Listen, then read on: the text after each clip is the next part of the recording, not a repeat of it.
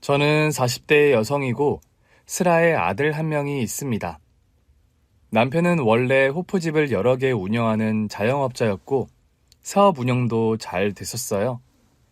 하지만 코로나 사태가 터지며 하얀 길을 걷기 시작하더니 얼마 전에는 결국 하나 남았던 호프집마저 문을 닫은 상황이죠. 불행은 연이어 닥친다던가요. 하나 있는 아들 녀석까지 최근에 백혈병 선고를 받았고 저희 집안은 요즘 벼랑 끝에 나날을 보내고 있습니다. 여보, 다음 주에 건우 수술 날짜 잡혔어요. 이번에 치료가 잘 돼야 할 텐데 걱정이네. 그것도 그런데 수술비 어떻게 마련하죠? 건강하던 아들 녀석이 어느 날 갑자기 백혈병 선고를 받았고 그 뒤로 감당하기 힘든 막대한 병원비에 저와 남편은 휘청이고 있었어요. 남편 사업이 잘 될 때만 해도 아이 치료비 정도는 얼마든지 커버 가능한 경제력이었는데 파산 상태나 다름없는 남편이었기에 여러 가지로 돈을 융통할 방법이 요원했던 거죠. 여보, 미안하긴 하지만 동선애한테 부탁해보는 게 어때요? 사실 남편 사업이 잘 나갈 때 여러 번 저희 부부는 동서 부부에게 경제적으로 도움을 준 적이 많았거든요. 동서와 서방님은 국내의 중저가 화장품을 동남아시아 쪽에 수출 판매하는 사업을 하고 있었어요. 서방님과 동서 역시 사업 초기에 여러 부침과 어려움을 겪었었는데 고비마다 거액의 자금 해결을 도와줬던 남편이었죠. 그런 과거 전사가 있었기에 체면을 무릅쓰고 동서 부부에게 부탁을 해보자고 남편에게 의논을 했던 겁니다. 이번에 부탁할 돈이 그리 큰 금액은 아니니까 급한 대로 선일이에게 부탁을 해보는 수밖에 없겠네. 같이 가요. 그럼 나도. 당신도 같이 가려고? 어려운 부탁하러 가는 당신을 그럼 내가 혼자 보내요? 저희 남편은 성정 자체가 사람이 너무 유하다 보니 그런 아쉬운 소리를 잘 못하는 사람이에요. 혼자 보냈다가 까딱하다간 어려운 말을 꺼내지도 못할 사람이라 걱정이 돼서 저는 남편을 따라 나섰죠. 동서와 서방님은 최근에 사업을 확장하고 매출도 늘어서 아주 떵떵거리며 살고 있었어요. 강남 한복판의 최고급 주상복합 아파트가 그들의 거주지였고요. 오랜만에 집에 가보니까 입주 도우미까지 들여서 살고 있는 동선의 부부였습니다. 형님하고 아주버님께서 어쩐 일이세요? 집안에서 얼굴에 마스크팩을 붙이고 있던 동서가 팩을 떼어내며 거실 소파에서 일어나더라고요. 집안에 있는 와중에도 동서의 손목에서는 값비싼 명품 팔찌가, 네 번째 약지에서는 알이 굵은 다이아 반지가 번쩍거리며 빛을 발하고 있더군요. 사업이 잘 된다더니 돈을 잘 벌긴 버는구나 싶은 생각이 들더랍니다. 동서, 잘 지냈어? 사업이 아주 잘 된다는 소문은 들었어. 좀 자리가 잡혀가고 있는 정도죠 뭐. 아시다시피 그간 저희가 부침이 심했잖아요. 말은 그렇게 했지만 집안 곳곳을 둘러보니 가구들까지 모두 비싸고 좋은 명품들로 물갈이가 싹 되었더라고요. 선일이는 어딘 나갔어요? 골프 약속이 있다고 나갔는데 아직 안 돌아오네요. 올 때가 되었는데. 저기 동서, 사실 우리가 좀 오늘 어려운 부탁이 있어서 왔어. 동선에 사는 모습을 보니 돈 부탁하는 게 크게 미안할 상황은 아닌 것 같다는 생각이 들더군요. 과거에 또 동선애가 어려울 때 저희가 조건 없이 돈을 보태준 것도 여러 번이어서 저는 더 민기적거리지 않고 용건을 말해야겠다 싶더라고요. 알다시피 요즘 우리 건우가 많이 아파. 참, 건우 아프다는 얘기 들었는데 건강은 좀 괜찮아졌어요? 솔직히 말하면 지금 한참 치료 중이야. 그래서 말인데요, 재수씨. 염치없지만 저희 건우 치료비가 부족해서 그런데 돈을 좀 융통해 주실 수 있나요? 돈이요? 얼마나요? 큰 금액은 아니고 일단 한 100만 원만 어떻게 안 될까? 100만 원이요? 아니 그런데 형님, 진짜 100만 원 때문에 저희 집까지 찾아오신 거예요? 어떻게 하다 보니까 딱 그 금액이 모자라서 말이야. 저도 모르게 얼굴이 붉어지며 말끝을 흐리게 되더군요. 동서는 뻐기듯이 자리에서 일어서더니 안방에 가서 현금 뭉치를 들고 오더라고요. 형님이 우리 어려울 때 도와준 값 드려요. 뻐기는 듯한 말투로 그런 말을 하면서 현금 100만 원을 바닥에 뿌리듯 던져버리는 동서였어요. 저는 그 상황이 너무 말도 안 되는 상황이라 처음에 동서가 실수로 돈을 뿌린 게 아닌가 하는 착각을 할 정도였죠. 뭐 하세요? 돈 급한 거 아니었어요? 뭐라고? 돈이 바닥에 떨어졌는데 안 줍고 뭐 하시냐고요. 돈 급한 거 아니시면 우리 집 아줌마한테 부탁해서 당장 치워버리라고 할까요? 그런 말을 하면서 비아냥대는 듯한 표정으로 저와 남편을 쳐다보는 동서였어요. 모멸감에 온몸이 부들부들 떨려올 지경이었죠. 아들 녀석의 목숨이 경각에 걸려있는 상황이라는 것도 있고 저는 당장 동선의 집을 뛰쳐나오려고 했습니다. 그런데 그 순간 저희 남편이 눈물을 뚝뚝 흘리면서 바닥에 떨어진 현금 100만 원을 줍기 시작하는 겁니다. 그리고요, 그 순간 역대급 반전이 펼쳐졌습니다. 형, 지금 대체 뭐 하는 거야? 기함할 것 같은 상황에 거실로 뛰쳐들어온 시동생이었어요. 손일이, 너 언제 왔니? 방금 들어오는 길이야. 근데 형 지금 뭐 하는 거냐고? 보면 몰라요. 당신 형하고 형수 우리 집에 돈 꾸러 왔길래 제가 돈 준 거예요. 실수로 바닥에 떨어뜨린 걸 당신 형이 줍고 있는 거고요. 실수로 돈을 떨어뜨리는 사람도 있어? 한두 푼도 아니고 현찰 100만 원 다발을 몽땅? 여보, 그만해요. 사채빚을 쓰면 썼지 이런 100만 원 가져가서 뭐 하게요. 저는 너무 서럽고 모멸스러운 마음에 그렇게 소리를 지르고 말았어요. 제 안색과 남편의 행동 거지를 보고 이상한 낌새를 챈 시동생이 상황을 묻더군요. 저는 동서의 만행을 솔직하게 말했어요. 과거에 저와 건우 아빠가 서방님 힘들 때 도와드린 거 사실 아닌가요? 그런 걸로 생색 내려는 건 아니지만 요즘 건우가 아프고 이 사람 사업이 망한 바람에 저희가 참 먹고 죽을래도 돈이 없는 상황이었어요. 돈 융통할 때가 그래도 서방님밖에 생각이 안 나서 찾아온 건데 우리가 생각을 잘못해도 단단히 잘못했었네요. 여보, 그만 좀 해. 그만하긴 뭘 그만해요. 안 그래도 여기 더 있기 싫어요, 나도. 당신도 돈 그만 줍고 당장 따라 나오라고요. 형, 진짜 그래서 울면서 돈을 줍고 있었던 거예요? 시동생은 그런 말을 하면서 남편을 끌어안고 오열하는 겁니다.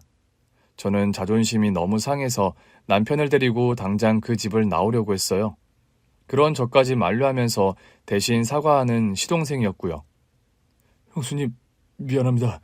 이런 상황인 걸 알았더라면 제가 먼저 가서 도움을 드렸어야 했어요. 아니 여보, 지금 무슨 말을 하는 거예요? 그런 상황이든 저런 상황이든 당신이 왜 당신 형을 그렇게까지 도와야 하죠? 그 입 닥치지 못해? 갑자기 무섭게 소리 지르며 동서를 노려보는 시동생이었어요. 동서를 잡아먹을 듯 노려보는 시동생의 기세에 동서뿐만 아니라 저와 남편도 깜짝 놀란 게 사실이었고요. 당신 왜 그렇게 소리를 질러요? 몰라 물어? 내가 왜 이렇게 화가 났는지? 어디 감히 우리 형을 이따위로 대접해? 형과 형수가 고작 당신 따위의 여자에게 이런 대접 받을 사람으로 보여? 눈 부라리며 소리 지르는 이유가 뭐예요? 내가 무슨 대접을 했길래요? 개구리 올챙이 쩍 모른다더니 딱 그 소리가 생각나네. 그게 아니더라도 당신이 입이 10개라도 할 말이 있는 사람이야? 뭐라고요? 그건 또 무슨 봉창 두드리는 소리예요? 본인 스스로 알 텐데 내가 무슨 소리를 하는 건지는. 우리에게는 형님네 모셔다 드리고 천천히 하기로 하지. 그리고 바닥에 떨어진 돈 당신이 당장 다 주워놔. 알았어? 돈을 내가 왜 줍는데요? 이깟 100만 원 아쉬운 사람은 따로 있는데 내가 왜요? 김재철이란 인간 당신 잘 알지? 김재철? 당신이 그 이름을 어떻게... 자, 이제 당신이 왜 바닥에 떨어진 돈을 주워야 하는지 이해가 가나? 여보, 대체 무슨 말을 하는 거예요? 네? 시동생의 그 한마디에 갑자기 태세를 전환해서 바들바들 떠는 동서였어요. 저나 남편이나 이게 대체 어떻게 된 영문인지 이해가 잘 안 되더군요. 긴말하게 만들지 마. 당장 바닥에 떨어진 돈들 다 주워서 형님께 공손하게 드려 얼른. 동서가요. 시동생 그 한마디에 갑자기 순한 양이 되어서 바닥에 떨어진 돈을 꿇어 앉은 채로 주섬주섬 줍는 겁니다.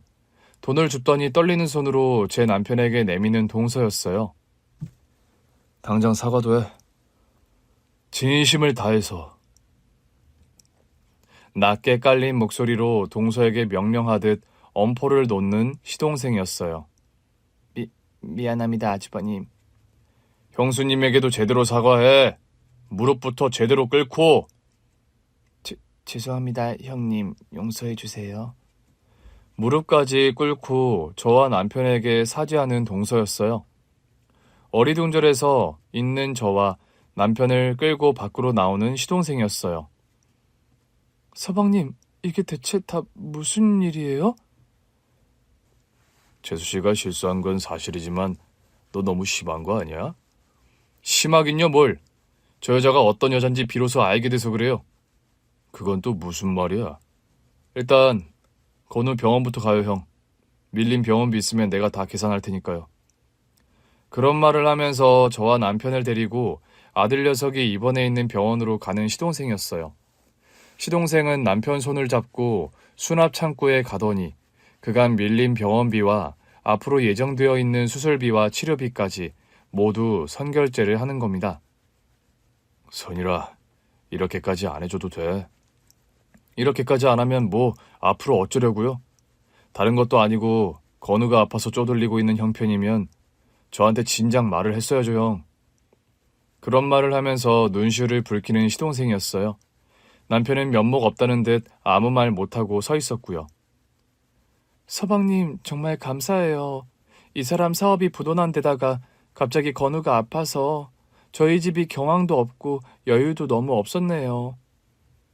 그런 상황인 거 제가 진작 알고 도와드렸어야 했는데 제가 죄송하네요. 그런데 동서한테는 왜 아까 그렇게까지 하신 거예요? 너 아까 재수씨 앞에서 김재철인가 뭔가 하는 사람 이름 꺼내더니 대체 무슨 일이니? 남편의 물음에 한숨을 푹 쉬며 표정이 일그러지는 시동생이었어요. 큰일이 있어도 아주 단단히 있구나 하는 직감이 들더군요. 형, 저 아무래도 이혼해야 할 것 같아요. 이혼? 갑자기 무슨 말이야 그게? 혜정이는 어떻게 하고 이혼을 한다는 거니? 혜정이요? 참. 혜정이는 서방님과 동서의 무남 동료 딸내미 이름입니다. 평소 누구보다 딸바보 아빠인 시동생이었기에 시동생의 그런 반응이 이해가 안 가는 건 저도 마찬가지였어요. 서방님, 동서와 대체 무슨 일인지는 모르겠지만 혜정이도 있는데 이혼을 그렇게 쉽게 말씀하시면 어떡해요? 이런 말씀 두 분께 드리기 참 쪽팔린데요. 이제 더 뭐 숨길 수 있는 단계도 지났기에 다 말씀드릴게요. 이어서 시동생의 입에서 나온 이야기들은 너무나 충격적이어서 저와 남편이 아주 기함할 정도의 것이었어요. 일단 두 분, 이 검사 결과지 한번 보세요. 시동생이 가방 안에서 서류 하나를 꺼내서 저희 부부에게 보여주더라고요. 그 검사 결과지를 본 저와 남편은 아연실색하고 말았죠. 너와 혜정이가 친자 관계가 아니라는 말이냐? 이 결과지, 이거 진짜예요, 서방님? 검사 결과지를 보면서도 저와 남편은 믿기지 않아서 그런 질문을 되묻고 말았어요. 눈을 씻고 봐도 그게 사실이에요. 저와 혜정이는 부녀 관계가 아니었어요. 대체 이게 무슨 말이에요, 서방님? 혜정이 엄마에게 수년간 저 몰래 만나온 상간남이 있어요. 그 상간남이란 작자의 이름이 아까 제가 집에서 말한 김재철이란 인간이고요. 알고 보니까요, 동서에게 서방님에게 시집 오기 전부터 만나오던 남자가 있었다는 겁니다. 최근에야 저도 알게 된 사실인데 혜정 엄마가 저와 결혼 전부터 만나던 사람이라는군요. 그래놓고 왜 서방님과 결혼을 한 건데요? 저가해서 그 남자와 결혼 반대가 심했답니다. 어쩔 수 없이 헤어져 놓고 결혼은 저와 한 거더군요. 너랑도 연애 꽤 길게 했잖아. 저와 소개팅으로 만나서 한 1년 연애했죠. 그 기간에 잠깐 헤어졌던 것 같은데 저와 결혼하고 그 남자와 다시 만나기 시작했더라고요. 아니, 어떻게 그런 짓을...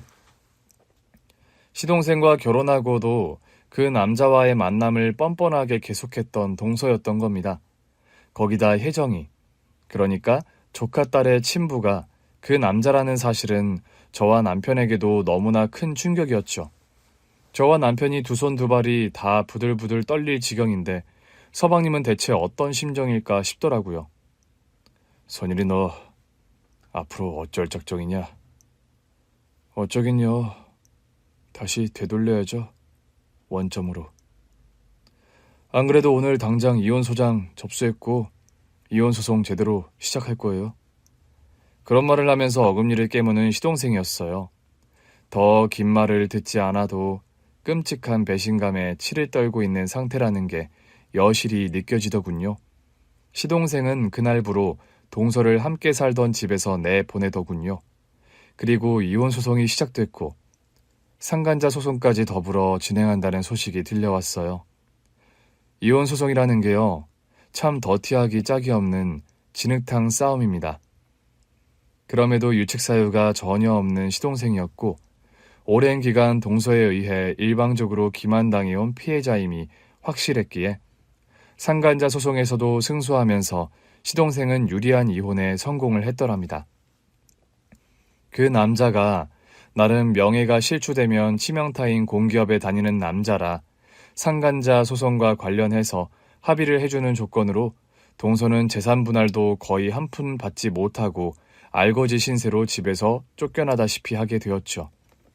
이혼 후에 들려오는 동서의 소식 또한 참담했어요.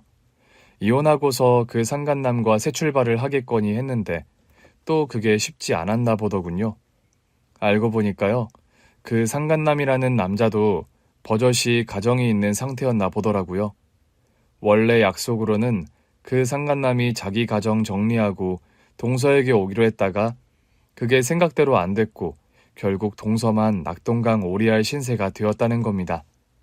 다리를 건너 들려오는 소문으로는 지방 어디 시골로 낙향해서 딸내미를 데리고 하루 벌어 하루 먹고 사는 고단한 인생을 사는 처지가 되었다고 하더라고요.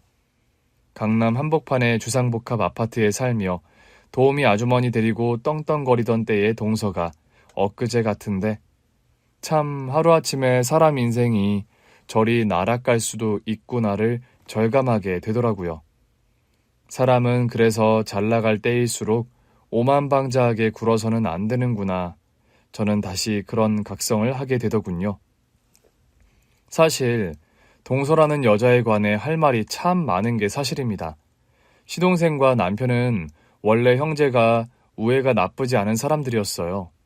그런데 동서와 결혼한 후로 유독 시댁걸음을 잘 안 하고 가족들과 멀어진 시동생이었죠. 시동생이 동서와 이혼한 뒤에 비로소 그 이유를 듣게 된 저와 남편이었습니다. 이혼 소송이 마무리된 후 하루는 시동생을 집으로 불러 저녁 식사를 함께 하던 어느 날이었어요. 이제 복잡한 일 마무리됐으니까 너도 좀 마음 추슬러야지. 네, 형님. 그래야죠, 이제. 저녁 밥상을 무르고 나서 저는 잠시 아들 녀석을 재우려고 방에 들어갔습니다. 그즈음 잠시 병원에서 퇴원한 아들은 집에서 정양 중이었거든요. 건우 건강은 이제 좀 어때요? 항암 치료랑 방사선 끝났는데 경과를 지켜보자고 하더라. 건우가 빨리 건강해져야 할 텐데 걱정이네요.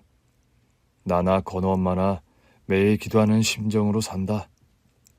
형, 그간 참 많이 미안했어요. 돌이켜보니까 나 결혼하고 나서 형이랑 제대로 식사 한 번을 안 했더군요.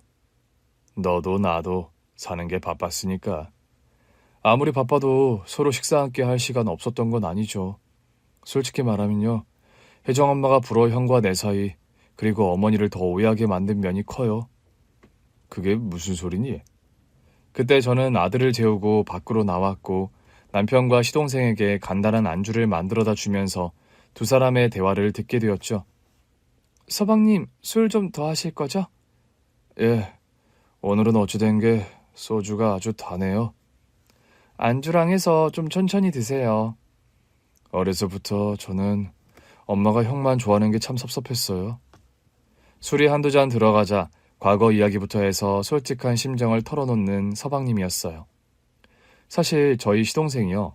학교 다니던 시절 좀 소위 말하는 노는 학생이었다고 합니다. 지금 생각하면 엄마 마음도 이해가 가요. 뭐 말끝마다 저는 반항하고 엄마 말 안 듣고 공부는 죽기보다 싫어하는데 형은 이래서 100가지 저와는 반대였으니까요. 선일이 너 어디 갔다 이제야 들어와? 독서실에서 오는 길이에요. 엄마가 지금 독서실에서 오는 길이다.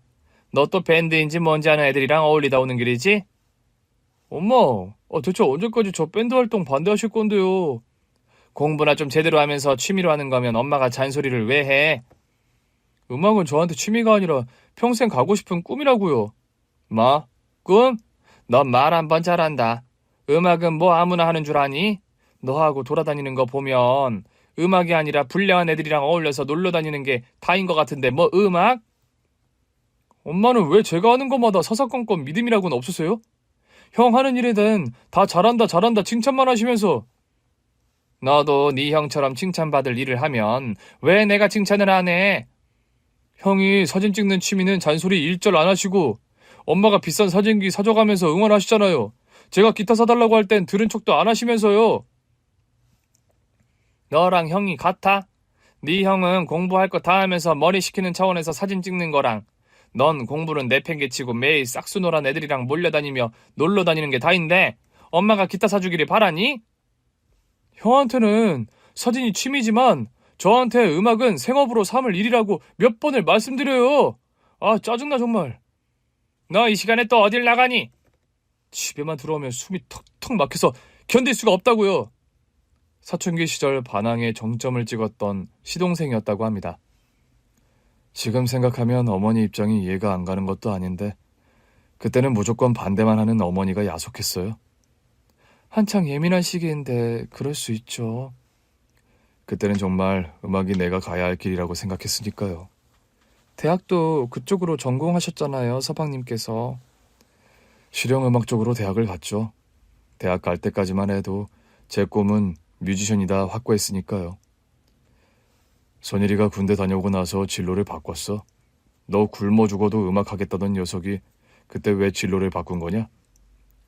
뭐 나이 들고 철들고 그러면서요. 그때 제가 데뷔할 기회가 몇 번 있었는데 어그러지면서 제 능력에 대한 좀 냉철한 평가? 그런 걸 하게 되더라고요. 대학에 가서도 실용음악을 전공한 시동생이었지만 막상 그쪽 세계에 발을 디디게 되면서 꿈을 접은 케이스였어요. 막상 링 위에 올라서고 보니까 내가 평생 음악을 할 만큼의 재능은 아니라는 걸 알았어요. 그래도 그렇게 뮤지션으로서의 길을 접은 후로는 나름 착실하게 살아온 시동생이었죠. 그런데 음악을 하려던 자유분방한 기질 덕분인지 사회 초년병 시절 회사 생활에 잘 적응을 못했었다고 합니다. 선일이 너 또 회사 그만뒀니? 그렇게 됐어요. 전망도 없고 사람들도 그지 같고요. 밥벌이 하는 일이 다 거기서 거기지. 천사 같은 사람들에게 둘러싸인 회사가 세상 천지 어딨어? 천사는 아니어도 인간 쓰레기들 집단은 아닌 거죠. 사람이 쓰레기가 어딨어? 따지고 보면 사람들 다 거기서 거기다. 맹탕 악하고 맹탕 착한 사람도 없는 거야. 그게 사회생활이고. 엄마는 그럼 되도 않는 그런 회사에서 제가 의미 없이 버티기만을 바라시는 거예요? 선이라. 회사 생활이라는 게 다 버티는 거다. 버티는 게 능력이라는 말도 못 들어봤어? 아무리 음악 때려치우고 회사원 생활 시작했다지만 전망도 미래도 성취감 하나 없이 버티기만 하는 거는 제 취향 아니라고요. 너 대체 언제까지 취향 따지며 살래? 네 형을 한번 봐라. 한번 들어간 회사 군말 한마디 없이 여태 우직하게 다니는 거. 그 말씀 왜 또 안 나오나 했어요. 엄마는 매사 정일이 형과 저를 비교 안 하면 사는 재미가 없으세요? 뭐라고? 너 이 녀석 엄마한테 말본새가 그게 뭐니? 그렇게 성에 안 차실 거면 저를 대체 애초에 왜 낳으셨어요? 형 하나로 끝내셨음 이렇게 골치 아플 일도 없으실 거잖아요. 선일이 너 아무리 화가 나도 엄마한테 말버릇이 그게 뭐야? 당장 잘못했다고 용서 빌지 못해? 잘못했어요, 엄마. 그런데 저는 형이 아니에요. 저는 형과 다르게 생겨 먹었고 다른 인격체라고요. 아닌 녀석이 정말 끝까지. 너 그만하고 당장 방으로 들어가지 못해? 이런 식의 다툼이 끊이지를 않았다고 합니다. 그래도 시동생이 장가 가기 전까지만 해도 이런 문제로 투닥거리면서도 형제 간 우애는 나쁘지 않았다고 합니다. 그렇게 언성을 높인 다음 날에는 꼭 시동생에게 함께 목욕탕에 가자고 권하는 남편이었대요. 야, 박선일 일어나. 목욕탕이나 가자. 아, 새벽부터 뭔 목욕탕이야. 난 잠이나 더 잘래. 형이나 가. 형이 말하는데 반항이냐? 빨리 나와. 목욕하고 해장국이나 하나씩 때리고 들어오자.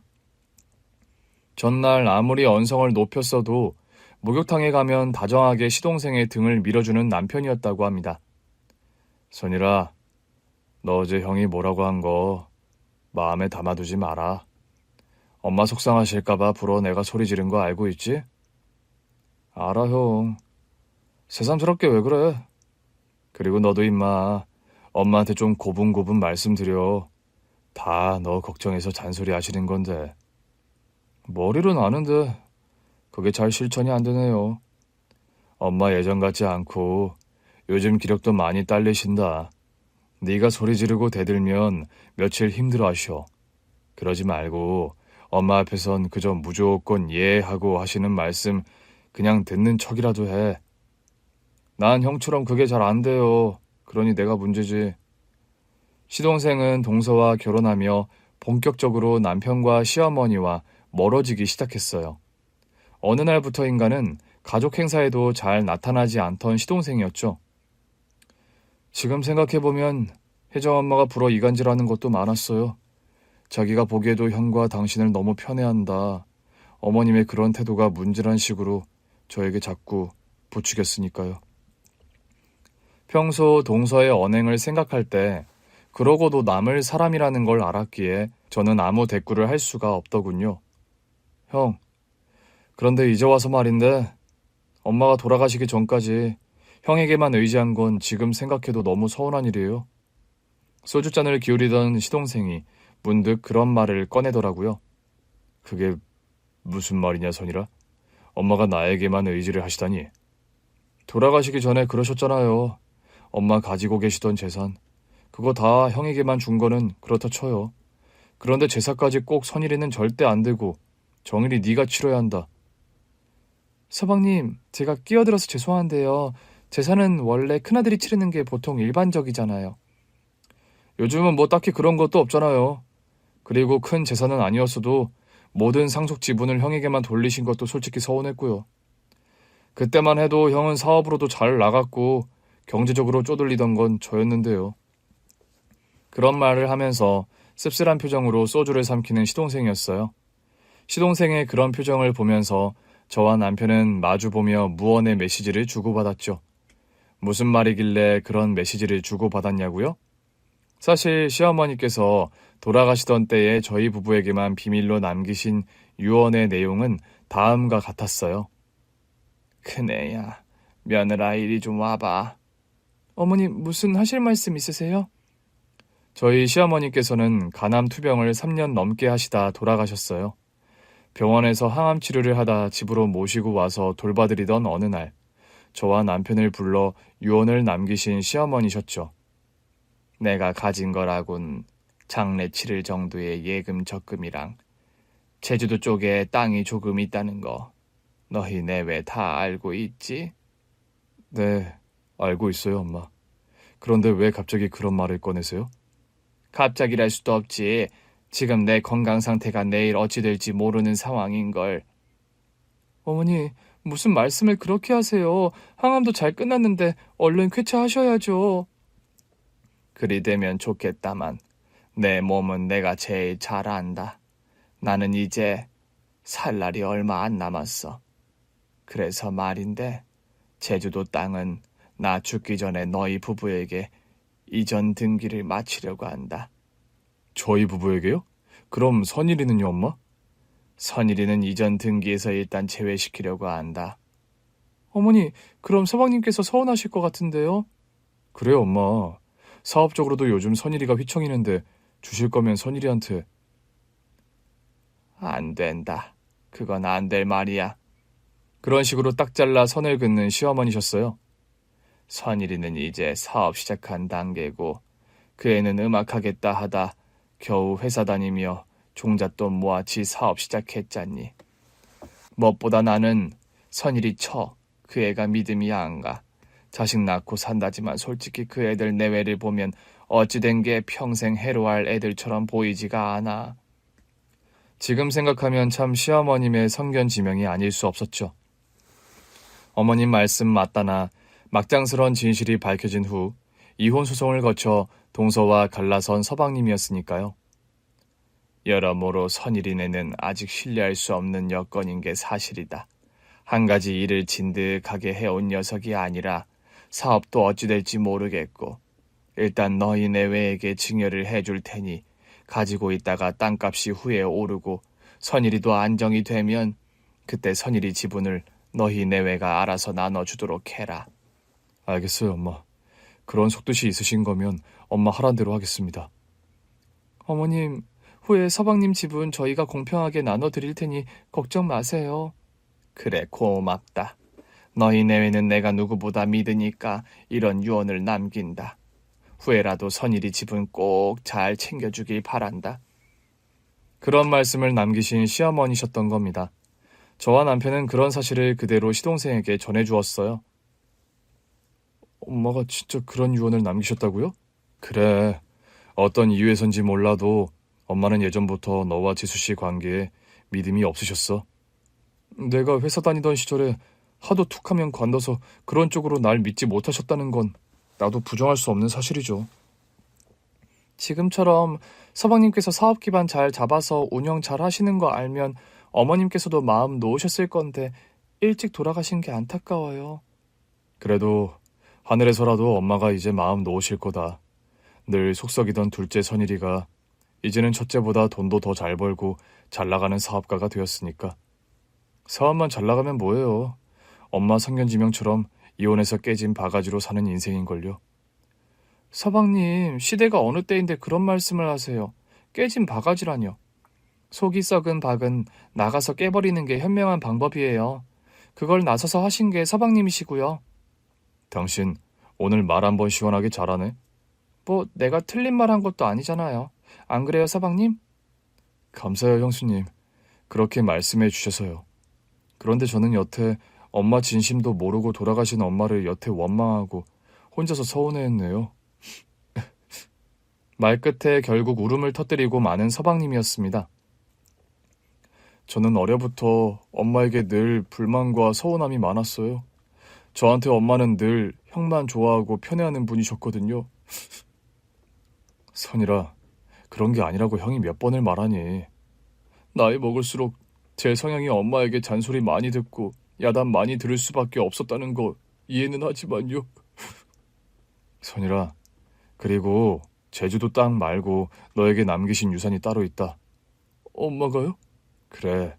난 대학에 대학원까지 공부를 했고 너는 실용음악 전공한다고 전문 대학만 마쳤다고 너에게 쓸 학비로 남은 돈을 예금으로 묶어두셨더라. 남편은 장롱 깊숙한 곳에서 시어머니께서 남긴 또 다른 서방님 앞에 적금 통장을 가져다 전해주었어요. 시어머니 유언대로라면 어머님 10주기 제사 즈음에 드리라고 했던 건데 시기적으로 지금이 적당하다고 판단을 내린 남편과 저였죠. 시동생 이름으로 개설된 낡은 적금 통장을 보고 결국 오열을 터뜨리고만 시동생이었습니다. 엄마가 너 대학 졸업하고 나서 10년 넘게 부으신 통장이다. 너 대학이랑 대학원 못 보내주셨다고 나와 똑같이 널 챙겨주고 싶어서 이렇게 마음을 쓰신 거야. 엄마, 난 이런 엄마 진심을 살아생전 1도 알아들이지 못하고 매일 대들고 야속한 말만 퍼부어댔어요. 그때 나라도 더 나서서 너와 어머니 사이 오해를 풀어야 했는데 미안하다. 내가 너무 전 와이프 말만 듣고 형과 엄마와 거리를 두고 지낸 탓이에요, 형. 지금 이렇게 네가 사업 잘 꾸려가는 거 아시면 하늘에서 엄마가 엄청 자랑스러워 하실 거다. 건우 병원비까지 네가 다 도와준 거 엄마가 아시면 엄청 고마워하실 거야. 형 잘 나가고 나 사업 부진할 때 형에게 도움받은 거에 비하면 세 발의 피인걸요. 아니야. 나는 형이고 너는 동생이잖니. 형, 미안하고 고마워요. 내가 여러 가지로 고맙지. 그날 밤 남편과 시동생이 해묵은 앙금을 풀고 진심으로 화해를 했다는 걸 옆에서 지켜보는 저도 알 수가 있었더랍니다. 그 후로 시동생은 또 한 번 저희 가족에게 너무 고마운 일을 해주었어요. 형수님, 요즘 건우 건강은 어때요? 항암 치료 요법이랑 다른 치료들이 끝났는데 의사가 골수 이식을 얘기하네요. 골수 이식이요? 네. 그런데 저와 건우 아빠 골수가 건우와 잘 맞지 않아서 다른 루트를 찾고 있어요. 그럼 일단 제가 검사를 한번 받아볼게요. 아무래도 가족이 확률이 더 높지 않겠어요? 시동생은 나서서 유전자 일치 여부 검사를 받아줬고 다행히 병원에서는 오케이 사인이 떨어졌어요. 골수 이식 절차라는 게 간단한 과정이 결코 아니거든요. 골수세포는 일반적으로 바늘과 주사기를 사용하여 엉덩이뼈 또는 골반뼈에서 채취해서 이식을 해야 하는데 과정도 고통스럽고 쉬운 일이 아니라서 서방님께 무척 죄송한 마음이 드는 게 사실이었어요. 서방님, 어려운 결정 해주셔서 너무 감사드려요. 우리 건우 살리는 일인데 이 정도가 대수인가요? 저라도 조직이 맞다고 하니 천만 다행이지요. 고맙다, 선이라. 이 은혜 평생 안 잊지 마. 형도 참 가족끼리 무슨 공치사를 그리 거창하게 하세요. 조직이 맞아서 건우 살릴 수 있다고 하니 그게 너무 안심이네요. 시종일관 걱정하는 저와 남편을 되려 다독여주는 시동생이었어요. 급성 백혈병 진단을 받고 사투를 벌이던 저희 아들이었는데 시동생 덕분에 무사히 위험한 고비를 넘기고 건강하게 퇴원까지 하게 되었습니다. 이제 완치 판정 내려도 되겠네요. 건우 군도 그렇고 작은 아버님도 모두 상태가 아주 양호합니다. 선생님 정말 감사합니다. 서방님 그동안 정말 고생 많으셨어요. 선이라 고맙다. 네가 우리 건우를 살렸어. 형도 참. 무슨 그런 말이 있어요. 가족끼리 당연한 일을 한 거지. 안 그러니 건우야? 아니에요 작은 아버지. 진짜 감사드려요. 절 살려주셔서 다시 한번 감사합니다. 아들 녀석도 건강해진 모습으로 서방님에게 꾸벅 인사를 드렸지요. 생사를 오가던 아들이 건강을 회복해서 다시 학교에 다니게 되다니 저 역시 꿈만 같더라고요. 아들이 퇴원해서 처음 등교를 하던 날 아이가 아침밥을 먹고 책가방을 메고 집을 나서는데 눈물이 왈칵 쏟아지더랍니다. 엄마 학교 다녀오겠습니다.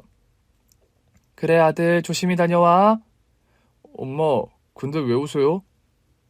네가 이렇게 교복 입고 책가방 메고 학교 가는 게 너무 실감이 안 나고 감사해서 그러지. 건우야, 네 엄마가 너 건강해져서 학교 가는 게 너무 좋아서 그러신다. 그동안 걱정 끼쳐드려서 죄송했어요, 엄마. 그런 말을 하면서 저를 꼭 껴안아주는 아들이었어요. 아픈 동안에도 훌쩍 큰 아들이 참 자랑스럽고 대견하더라고요. 아들이 건강을 회복한 뒤에 다시 고마운 제안을 또 하나 해준 시동생이었습니다. 형, 호프집 사업 정리한 지도 오래인데 저랑 사업 같이 해보시는 거 어때요? 너 하는 화장품 수출 일 말이니? 네. 형이 요식업 하던 분이긴 하지만 형이 영어랑 일어도 잘하고 저 하는 사업에 딱이실 것 같아서요. 나야 네가 써주면 좋다만 네 회사에서 내가 할 일이 있겠니? 왜 없어요, 형. 형 예전에 회사 다닐 때 해외 출장 다니며 영업일 하시던 게 주 업무였는데 저 하는 사업에도 그 자리가 필요한걸요. 형이 일자리 없이 요즘 백수라고 낙하산으로 꽂아주는 거냐? 아무리 형이라도 저 사업에는 그런 거 얄짤없어요. 형이 원체 잘하실 것 같으니까 부탁드리는 거지. 고맙다 선이라. 이런 상황에 나한테 그런 권유. 나야 무척 고맙지. 그렇게 해서 남편은 시동생이 하는 사업을 같이 하게 되었습니다. 남편도 원래 사업을 하던 사람이라 시동생과 하는 일이 그리 어렵지는 않은 것 같더라고요. 새로운 분야라서 적응하는 기간이 필요하긴 했지만 형제간이라 그런가 두 사람의 합이 좋아서 남편이 시동생 사업에 합류한 후로 시동생의 사업은 점점 더 번창해 나갔어요. 형이 온 후로 사업 매출이 매달 쑥쑥 느네요. 네가 그간 착실하게 잘 토대를 닦아온 덕분이지. 아니에요, 형. 형이 해외 계약 전담해준 뒤로 저희 회사 평판이 훨씬 좋아졌어요. 매출도 많이 늘었고요. 형이 갔다만 하면 계약 성사라고 이미 사내에 소문이 쫙 다 퍼졌는걸요? 왕년에 영업팀에서 잔뼈 굵은 게 이런 데서 실력 발휘가 되는 모양이다. 고마워요, 형. 제 사업 이렇게 같이 잘 도와주셔서요. 내가 고맙지. 하던 사업 접고 막막했는데 네가 날 불러줘서 나도 가장 노릇 당당히 하고 살게 됐잖니. 시동생과 남편 사업은 점점 성공 가도를 달렸고 함께 일을 시작한 지 5년이 지난 후에는 두 사람이 공동 명의로 서울 시내의 한 건물을 매입할 수준에까지 이르렀어요. 사업적으로 매출 실적이 워낙 좋았고 또 부동산 투자에 일가견이 있는 남편이 경매로 좋은 물건을 낙찰받는 바람에 가능한 일이었죠. 그리고 그즈음 시어머니께서 상속해 주신 제주도 땅이 가격이 많이 상승하는 바람에 큰 어려움 없이 건물을 매입할 수 있었던 겁니다. 형 덕분에 건물주 되어보네요. 이게 뭐 내 덕분이니? 네가 사업 잘 꾸려온 덕분이지. 오늘도 두 분이서 공치사 릴레이 중이세요? 하하, 형수님 오셨어요? 건물 새로 리모델링해서 사옥을 아예 옮겨볼까 고민 중이에요. 아니면 층별로 새 점포를 들여서 세를 받을 수도 있고. 원래 있는 본사 자리에서 좋은 일이 많았는데 굳이 옮길 필요 있나요? 형수님 말씀 들으니 일리가 있네요. 괜히 자리 옮기는 일이 직원들 일도 많아지고 출퇴근하는 직원들 생각하면 동선 문제도 있고요. 그래, 원래 본사 자리는 그냥 두고 건물은 건물대로 운영해서 회사 자금 부족할 때 자금 회전 동력으로 쓰는 게 나을 것 같다. 형 말에 100번 찬성입니다. 남편과 시동생이 매입한 건물 1층에서 저는 카페를 운영하게 되었습니다. 평소 제가 커피 내리는 취미가 있고 베이킹하는 걸 좋아해서 가끔 빵이나 쿠키를 구워서 틈날 때마다 남편과 시동생 회사에 간식으로 먹으라고 가져다 주곤 했었습니다. 어느 날 제가 구워간 머핀을 맛본 시동생이 형수님, 이거 저희만 먹기에 아까운 맛인데요? 맛있게 드셔주셔서 기분이 좋네요. 아, 형수님, 이런 재능 집에서만 썩히실 게 아니라 만들어서 팔아보시는 거 어때요? 네? 제가요? 저야 그냥 취미로 하는 건데요. 취미가 일이 되고 뭐 그런 거 아닌가요? 직원들도 형수님 머핀이랑 쿠키 맛볼 때마다 칭찬이 자자해요. 이건 우리만 알아서는 안 될 맛이라고요. 아유, 서방님도 너무 비행기 태우시네요. 그냥 드리는 말씀이 아니라 진짜 가게 하나 오픈하셔도 될 것 같아요.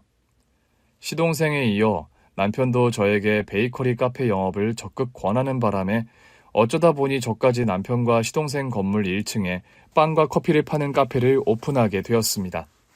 큰 기대 없이 내가 좋아하는 일이니 한번 시작해보자 해서 오픈한 가게였는데 생각보다 장사가 아주 잘 되었어요.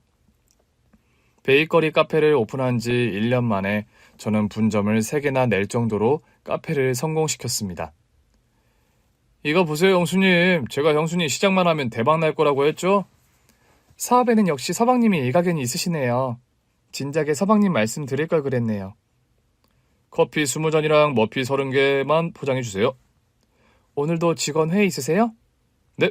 직원들이 아이디어 회의 길게 할 때는 꼭 형수님 가게 커피랑 머핀을 찾네요.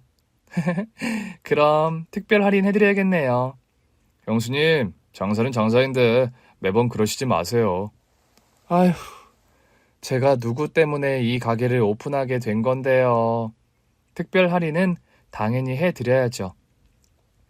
시동생 덕분에 저는 팔자에도 없는 사장님 소리를 듣고 살게 되었습니다. 사실 저는 결혼하고 쭉 가정주부로 살아왔고 제가 뭔가 바깥일을 하게 될 거라고는 생각하지 못하고 살아왔거든요. 그동안 살림에 치여서 또 한동안은 아들 녀석이 아픈 바람에 나름 정신없이 가정에만 충실해서 지내온 세월이었습니다.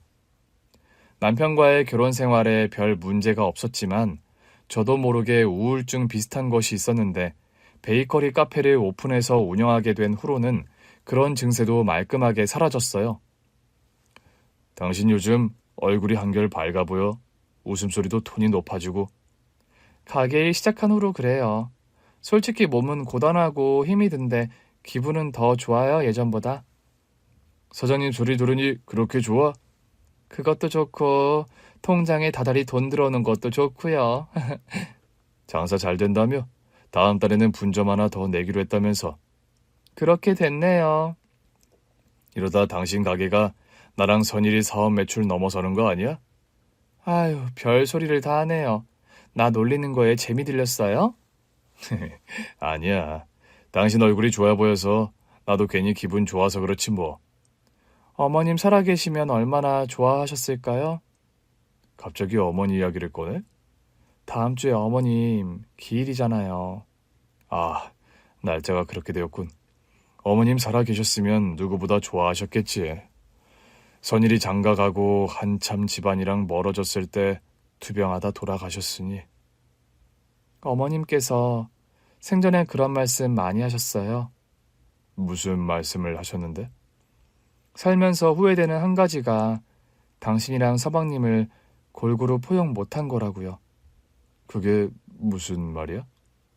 당신은 모범생이었는데다 성격이 유해서 야단칠 일이 없었는데 서방님은 성정이 유별나고 예민해서 컨트롤이 힘들었다고요. 그래서 자꾸 서방님께만 자꾸 야단치고 엄하게 군 것이 본의 아니게 차별처럼 느껴졌던 것 같다고요. 어머님도 참 내게도 한 번 한 적 없는 말씀을 당신에게 하셨군. 어머님께서 그러셨어요. 내가 중간에 중심을 잘 잡았으면 선일이와 정일이가 여태 의좋게 잘 지냈을 텐데 서방님이 집안과 거리를 두는 게 본인 때문이라고 자책을 많이 하셨어요. 당신과 서방님 사이 좋게 평생 해로하는 게 소원이라고 하셨지요. 지금 나와 선일이가 함께 사업 꾸려가고 잘 지내는 거 보셨음. 정말 누구보다 좋아하셨을 거야, 엄마가. 아마 다 지켜보고 계실 거예요. 저 하늘나라에서. 제발 그랬으면 좋겠다. 그런 말을 하는 남편의 얼굴에 먼저 세상을 떠난 시어머님에 대한 진한 그리움이 묻어나는 걸 느낄 수 있었어요. 시어머님 살아생전에 형제간에 화합하는 모습을 보여드리지 못한 게 못내 죄스러울 따름이라는 남편이었죠. 시어머니 기일 날에는 남편과 시동생 모두 회사 일을 쉬고 두 남자가 모두 제수 음식 만드는 걸 열심히 도와주곤 합니다. 시동생은 서툰 솜씨나마 제수 음식 만드는 걸 아주 열심히 도와줘요. 서방님, 매년 제수 음식 만드는 솜씨가 느시는 것 같아요? 그런가요? 저도 와이프 있었음 형수님 일이 더 는 건데 죄송하죠 뭐. 아니에요, 서방님. 지금 충분히 많이 도와주고 계세요. 남편과 시동생 도움으로 무사히 올해 시어머니 기일도 잘 마칠 수 있었습니다. 올해의 기일에는 제가 만든 머핀과 쿠키도 제사상에 한 접시 소복하게 올려드렸어요. 살아생전 제가 만든 빵과 쿠키를 참 맛나게 잡수시던 시어머니셨거든요. 어머님, 걱정 많이 하시던 둘째 아들 서방님도 이제는 누구보다 성공한 사업가로 잘 지내고 계세요. 동서와는 이혼을 해서 새 출발하신 지 오래고요. 시간이 지나면 또 서방님께 좋은 짝을 만나도록 어머님께서 많이 도와주세요. 서방님 덕분에 저희 아들 건우 건강도 회복하고 저희 남편도 함께 서방님 사업을 하면서 두 형제 간에 아주 의좋게 잘 지내고 있답니다. 어머님께서 바라시던 모든 일들이 이루어진 지금 저희 곁에 어머님께서 안 계시다는 게 서글프고 속상합니다. 그래도 저희 잘 사는 모습 보시면서 그곳에서나마 마음 편하시길 기원해 봅니다. 여러분 가정에도 언제나 평안한 행복이 가득하시길요. 긴 얘기 들어주셔서 감사합니다. 오늘 준비한 사연은 여기까지입니다. 재미있게 들으셨다면 구독과 좋아요, 알림 설정까지 눌러주세요. 그럼 저는 다음 사연으로 찾아뵐게요. 오늘도 건강하고 행복하세요.